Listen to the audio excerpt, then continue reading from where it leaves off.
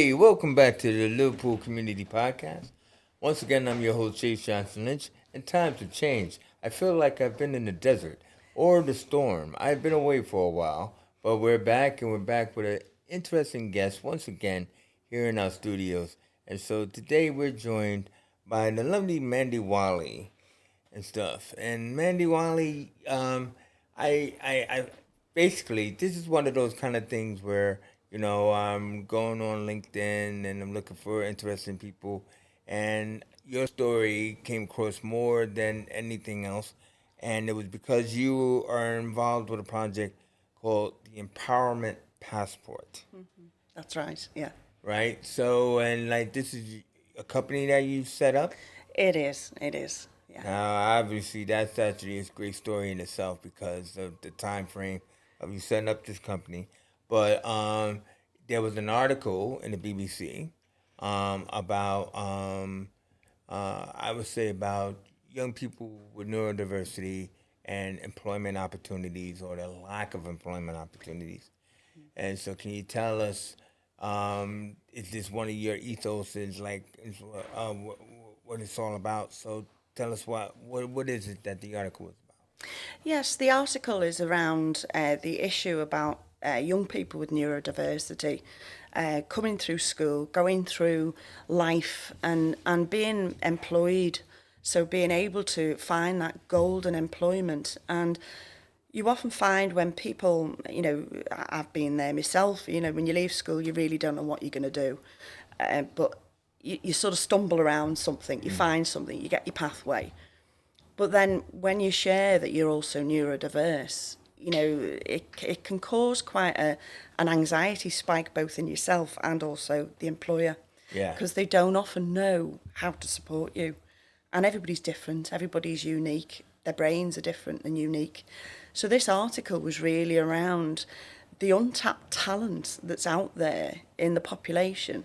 We're not employing enough people with neurodiverse conditions who, quite frankly, have a hell of a lot to offer in terms of their unique, style of being, really, how they problem solve, how they, go about their day-to-day activities. Everything they do is they often have workarounds that Yeah. is actually quite essential to employers. Yeah, and I know, and you shared a story. I don't know if it was your son or someone Just, else. yeah. He was in a bar, and like he noticed something. Yeah. And tell us that story because I thought that was pretty cute. Okay, yeah. My son is autistic with learning disabilities, and he went to a special school. And as he grew up, obviously we talk about life after school. And for anybody out there who's a parent of somebody with additional needs, you'll know how terrifying the thought of leaving school really is. And Yeah. it's like you fall off the face of the earth because you've got that wraparound support in the school, but people grow.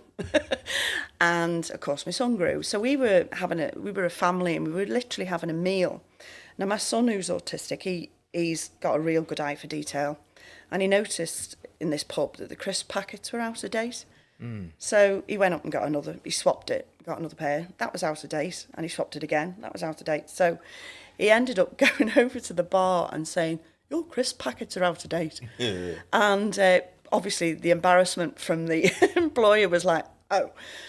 And then he was able to sort of see how very quickly, the packets of crisps that were in date and out of date, and he sifted them through nanoseconds. And the guy then took him away behind the scenes, and my husband and I are sitting there scratching our heads going, what the hell is going on here? Yeah. Why has he gone off with me? What's going on?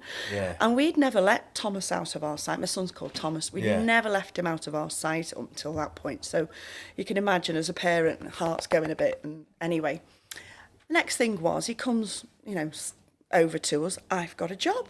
And we just looking at Thomas. Then we looked at the manager of the pub and went, and he said, yes. He said, I've actually spotted, he's so quick at being able to see what was out of date.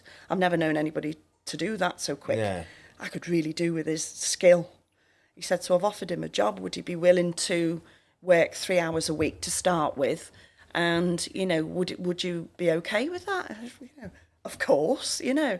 And he was 17, nearly 18 at the time. He was sort of like in that, we're getting prepared for leaving school and all of that. And in the special school system, they do future planning, and they also look at what post school is going to be.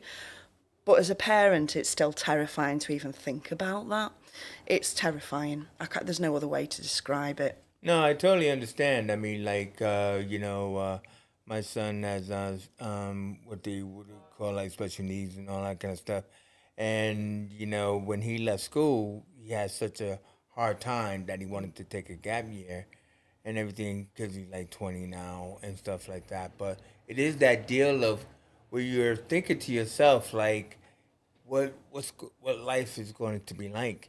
And to me, it's like a joy every day with all of his milestones and successes that he has managed to overcome and achieve. And it's like, then why should we all just think like that? Exactly. Like it's kind of like I think you said something about people don't see the strength; they just see the autism. Correct. And I think that's what's very important for people to understand that there's more than just the autism, Correct. and everything. I think there was another story you shared that I thought was really interesting because we're talking about it. Is that did you say that your son has a STEM? Yes, he stims. So So, do and I never even heard that term before and you want me to everything. explain it? Yeah, because what I wanted you to tell that part of the story where he advised people like if you see me stem Yeah. like this, this is what you This is what do. it So means. Yeah. yeah, go ahead. Tell. So obviously he got a job, and my thoughts initially, because I'm a state registered OT by background, was also Which how is the is occupational therapist. Not occupation. everybody knows what an OT is. Yeah, true. You know, OTT. that's right. Yeah. OTT. You know Occup- me. That's right. Go ahead. Yeah, it's an occupational therapist, so it's an allied health profession, Yeah. and we're regulated as well, heavily regulated. So we can't do our job without, fulfilling certain criteria and rules and regulations. So, and that's where we get our registration from. So coming back to Thomas, I knew that, to give you an overview of what he looks like, he's 6'5". He's probably about 22 stone. He's a big lad. And again, it could be quite intimidating to somebody, Yeah. if they saw him. And you can tell that there's something different about him because he talks very monotone and so that's absolutely fine. But he has these funny little mannerisms which we call stimming, and stimming is it's sort of like the body's way, or the mind and body's way of expressing either enjoyment or anxiety, and it's a physical thing. So with him, he stims, he flaps his hands and fingers, and he just does it as part of how he is. But if you're not used to seeing that, people might be like, what the hell's he Oh, doing? yeah, What the yeah. hell's he doing? Is he going to kick off? Misinterpret that. Is he going to kick off? And because he's monotone, because he's big, because he's a gregarious fella, I could imagine. I mean, he's in supported living now, but the staff that worked with him initially were like terrified. They didn't know how to support him. And human beings judge situations Yeah. instantly, absolutely instantly. And instantly, people judge him, and they instantly formulate their own judgments about him, when in reality, that's not the case at all. So when he first got offered the job, my thoughts were, how are we going to make it sustainable? How are we going to help the employer, who probably, it was lovely that this manager was like so proactive. I mean, that's a miracle. It was so lovely. But how do we support him, do the best by Thomas, and make it successful? What does that look like? How do we make it endurable? How do we make it last? So with Thomas, I began with using my occupational therapy knowledge, skills, and what have you. We devised the first passport, and this was back in 2012. And that's kind of like I think you call it like a reasonable A adjustment. reasonable adjustment passport. But like before we go into that, because that's very important. But I just want to just end that thing what you were saying about what do we do if someone starts this stemming thing because Asperger's is like that, you know. And my son will go into thing where, as you said, it's like brain chemistry, That's right. right? Absolutely. So, you know, once he starts to get to that point, you know, seeing red Yep. and raging out, he can't stop himself. Correct. It's There's like no he's off like button. outside of his body looking Correct. at himself. So Correct. like in that fashion is that if you don't know how to react to it, Correct. it could get either more violent Correct. or less violent. And so the suggestion was take 5, Yeah. right? And that's it. Now, it would be amazing if people actually thought about that because, look, man, you know, like, I see you're about to, you know, hit the red zone. Yeah. You know, like maybe step out, take 5, right? Because what it is friction, Yeah. right? If you cause friction to rub against friction, you know, and it's the only thing you're going to do is set fire. Yeah. Exactly. That's a wonderful analogy. No, that. but you understand what I mean? I do. Well, see, because I got Asperger's myself, me Yeah. and my son rub each other the wrong way all the time. But, hey, I'm being honest. But like in that faction, though, is You're that absolutely you just have to spot on. step away. Absolutely spot Step on. away, then he's calmed down, you've calmed down, and then everything's back to normal. Yeah. Do you know what I mean? Yeah. And stuff. But it's the overreaction of what you said about the people. He's a large lad. Yeah. And then all of a sudden it's like, I don't know, I'm scared to be around him. Correct. And now you're putting things into his head and it's other people's heads. Yeah. Yeah? Yeah. And if people thought about this, the world would be a much calmer and safer It place. would, and you've hit the nail on the head there because I love that analogy you've used because it's that a lot of people with autism have what we call an altered ability to regulate their emotions. Yes, okay, that's it's exactly just an altered ability. It doesn't say that it's right or wrong. It's just altered, and some have a longer ability to manage than others, and we're all different. You know, we've got friends who we know are hotheads, and we've got friends who are very laid back. It's the same. And those are people who Exactly. have that Asperger's, but they've learned how to cope. Correct. They learned how to walk through life. Correct. You know, I use the term the X-Men. You know, they're not blue, but they have powers. Absolutely. But, you know, and so you just know him as Angry Head John. Exactly. Right? That's Angry Head John over there, you know, and stuff like that. And it's like, not you, John. We have a new intern here with us today, and his name is John. You just let that be like, I'm calling him Angry Head John. You can actually respond, John, because Phil does it all the time. Oh my, why me? I'm not No. He's like, how did I get on this show? Anyway, back to the reasonable adjustment list. Yeah. Your time's over, John. So how did the reasonable adjustment list transform into the empowerment passport? Right. So that was the very, very beginning. Yeah. And it's basically, for want of a better description, a manual on what works well and what doesn't for that individual. Yeah. And so then, because I'm an OT, occupational therapist, I contacted a lot of colleagues and I said, you know, look, can I share something with you? I'm not sure whether this would help. Can I get your opinion? You know, I don't know whether what I've created is any good or not, you know? So I shared it amongst my colleagues and they said, ooh, actually, that's really worked very, very well. I've got Still such and list such of a body. questions. Yeah, I've got such and such a body. We're trying to get them in a placement for work, blah, blah, blah, blah, blah. So through that sort of feedback gave me confidence because, you know, up until that point, you keep under the radar because you just think, well, I'm sure somebody's thought of this before. In fact, I know there are passports out there. There's thousands of them. And they call them adjustment passports. The Department of Work and Pensions calls them adjustment passports. You know, they're out there. But interestingly, I've always been a believer in the person themselves. They, to me, are the expert on what works well for them and what doesn't. Yeah. I might be an occupational therapist, but I need to find out from that individual what their pressure points are, what their bits that they're going to fly with, and I need to learn about them. And that's my job, not theirs. They teach me how to treat them, not the other way around. Yeah. And that's really what I wanted to create as a tool, a manual, call it what you like, a tool that lists down for individuals what works really well for them and what doesn't. and then hand that to an employer or a new person or somebody in a work placement. It could be a new tutor, it could be, apprenticeship, or it could be supported internship, or it could be future employment, and give them the autonomy to say, that's about me. So basically, it's kind of like if it was like in a school environment, it's basically instead of like a teacher being told that Johnny Maxwell has dyspraxia, and the teacher goes, "What's that? Yeah, What do I do about that? What do you expect me to do? yeah, I don't understand that. I never heard of that. I know it's strange. What do you mean?" And you can hand them a passport, and it's kind of like breaks it Johnny down. Maxwell does this. His strengths are that. His weaknesses is that.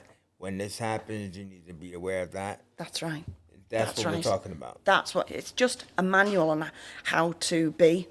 We've all got different presentations. Every single human being on the planet's different. We learn it differently. Our styles are different.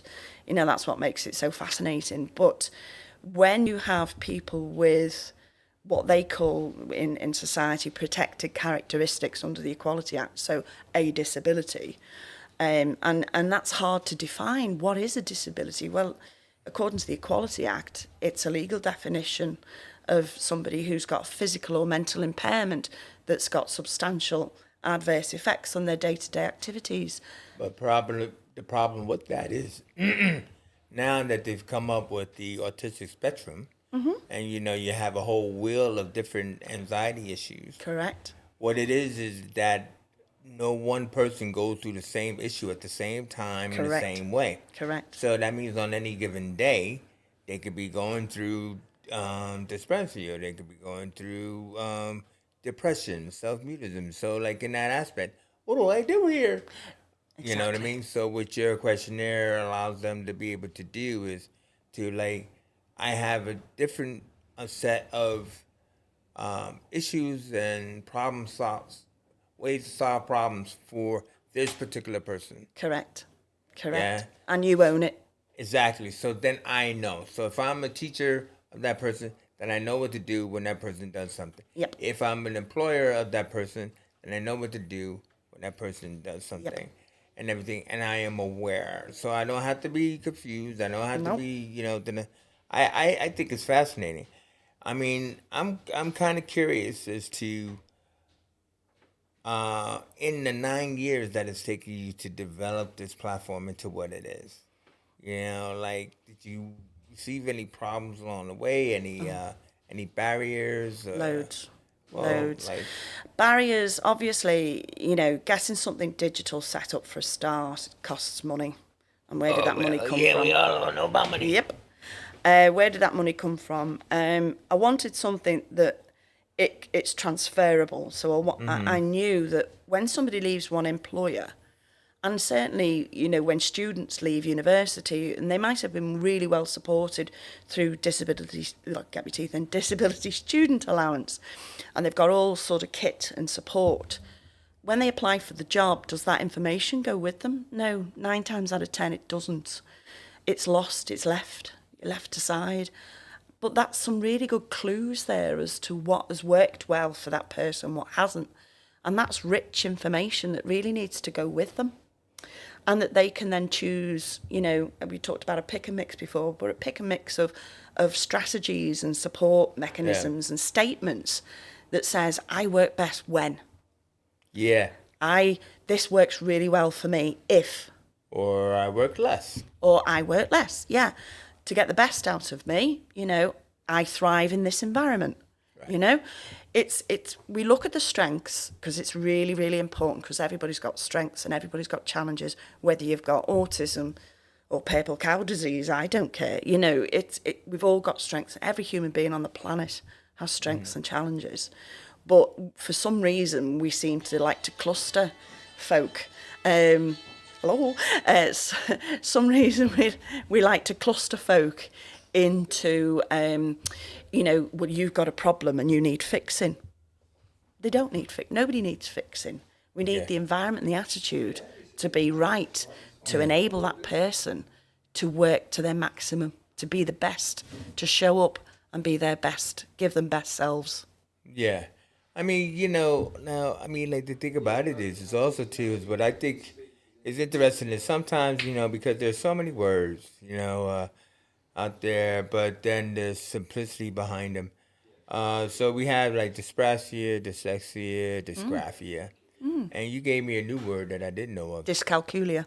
dyscalculia, and everything like that, and like where like a person's knowledge or thoughts around maths are like kind of like out of kilter, But basically, simplicity comes down to the concept of money, Of course it does.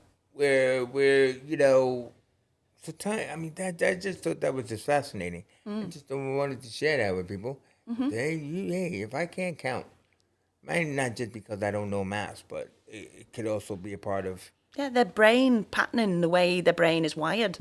Yeah. It's as simple as that, But 9 times out of 10 people who are dyscalculic have workarounds, and it's those workarounds that are worth knowing about. But I think it's the workarounds those adjustments that help people or not help people, but it normalizes kind of like ways some people think Experience. about themselves Yeah. and everything. But it's why I always say that everybody has some form of mental health issue, and it's just the way we use the word.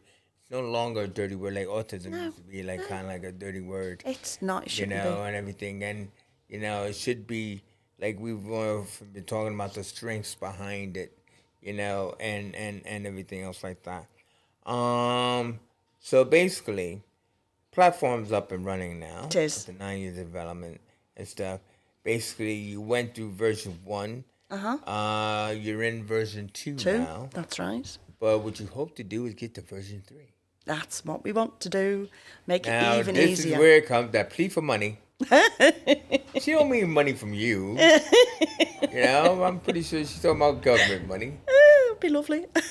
Yeah. Well, listen, I think you made a lot of sacrifices in life to get this far. I have. And that's what's really great. We don't need to personally explain somebody's situation. But I'm just saying is the fact that if you feel that something like this is important, I just think that people could show their line of support, meaning the government. You know what I mean? Getting behind it. Because how can people find you becomes the question. Yeah. So I am at present. I've got a website. It's www.empowermentpassport.co.uk.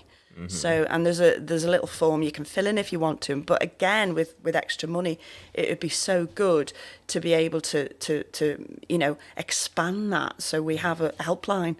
That's my wish list. And because we're independent from employers and service providers, we're an independent thing, that people will feel hopefully a little bit more reassured that the information that we hold for them is completely independent. Yeah. So, nothing about you without you is the ultimate. Well, also, I just think that, like, even though you set this up for employment, and because there's a lot of young people who reach that age where they want to be a part of society, like you said, how your son feels just to have like that job for like Absolutely.